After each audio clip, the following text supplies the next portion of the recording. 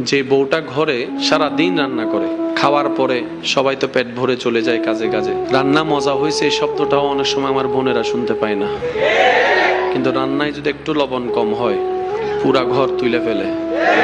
আর যদি খাবারে চুল পাইছে, কারা করছি আমরা? কোন আমরা যারা গত 3 সপ্তাহ 4 সপ্তাহ লাগাতার খেয়েও ভালো খাবার প্রশংসা করি নাই, অথচ সেই আমি যখন রেস্টুরেন্টে যাচ্ছি খাবারেরও প্রশংসা করছি, যিনি এনে দিচ্ছে তাকে আবার কিছু টিপসও দিয়ে দিচ্ছি, আবার সেখানে বসে ফেসবুকে লাইভ করে রিভিউ দিয়ে দিচ্ছি, আবার সেখানে স্টার মার্কও দিয়ে দিচ্ছি, আবার বের হওয়ার সময় বলছি আপনাদের খাবার সেই ইয়াম্মি ইয়াম্মি অনেক জোশ হয়েছে। আর যিনি ঘরের মধ্যে দিন রাতের ঘুম হারাম করে সকালবেলা উঠে যিনি রান্না করছেন, ওনার প্রশংসাটা আমাদের মুখ থেকে বের হয় না। আল্লাহ আমাদেরকে একটু বুঝার তৌফিক দান করুক। আমিন।